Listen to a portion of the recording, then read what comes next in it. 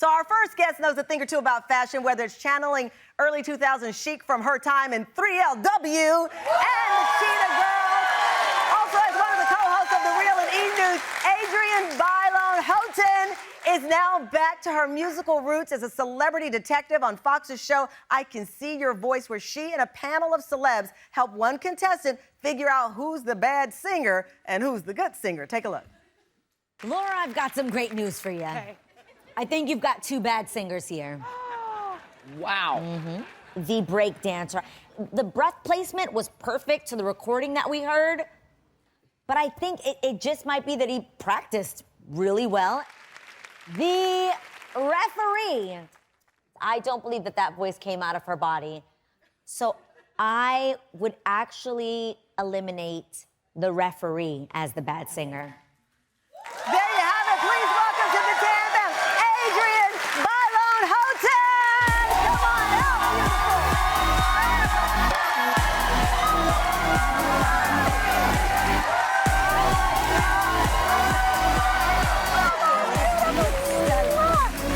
You look gorgeous. Everything. Have a seat. I'm so happy to see you finally here. Same. I got my to see gosh. you at E, but I've been watching the show forever, so to be here is so awesome. Listen, I'm so happy. The Tan fam is happy, but I got to tell you, we're going to talk fashion. Yes. We're going to talk your line. All of those things. And I'm going to get some advice on how to keep things up, because you sure rock a strapless. Baby. Let me tell you, but there's nothing you wear better than motherhood. That baby is so beautiful. He's literally in my green room right now. He's in the green room right now. Yeah. Oh my God. Thank you. I followed the journey of the ever after happy ending of ever, the IVF journey you went through, opening up about surrogacy.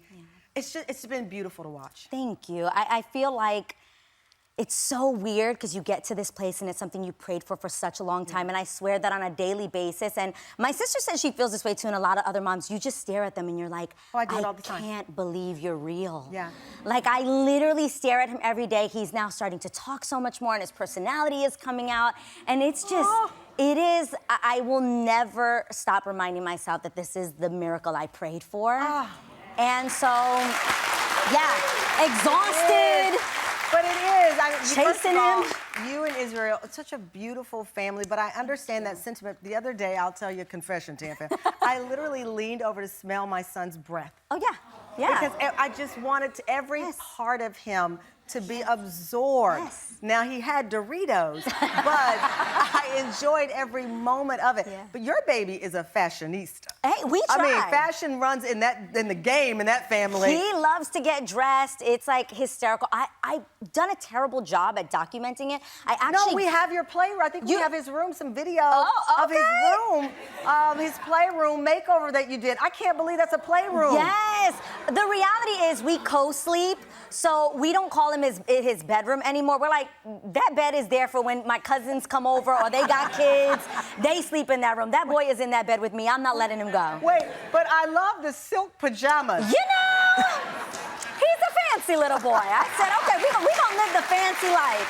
I think also when you grow up with humble beginnings, you're like, what can I give my kid all the things that I never got to have? Yeah. There's something in there. So I'm like, ooh, you're gonna be just dapper, okay? Well, we're doing maximalism at this Yes. show today. Congratulations, your debut New York Fashion Week last fall, Voute. Yes. What was that like to have this big moment?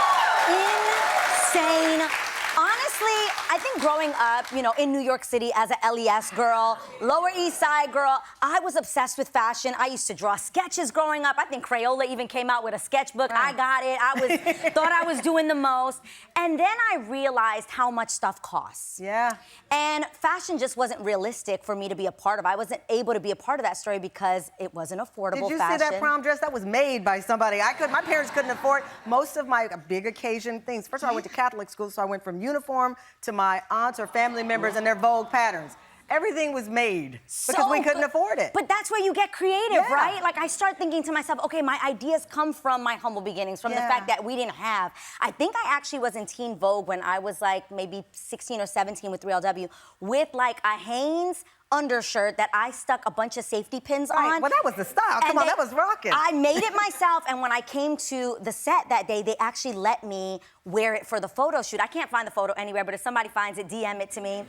So this has been just a part of your fabric, so to Yes. speak. So you launched this line in 2020. Yeah. And you said because you wanted to see these things. I love, though, that you use vegan. Yeah, vegan leathers is all we use. We started out with handbag lines. Yeah. From there, we moved to lounge during the pandemic, and now we just launched suits. So I am a blazer girl. I feel like every single time you saw me on The Real, I was wearing blazers. Right. It is my comfort item. I always feel cooler with a blazer Right. on. So we launched suits. We launched 3 different silhouettes, and we had a pop-up shop actually in Chelsea during Fashion Week. Right. And we are now, we are expanding. Well, you have a special announcement. I do. And that announcement is? The announcement is so many people saw the pop-up shop during New York Fashion Week, and they were like, oh my gosh, I Right. wish I could be there, but I live in Houston, Texas, Right. or I live in other... We are now coming to a city near you. We are launching the Voute tour. It's a pop-up tour, 22 cities. It'll be a personal shopping experience with me, so it'll be like a meet and greet. We're gonna have coffee, we're gonna do a sit down.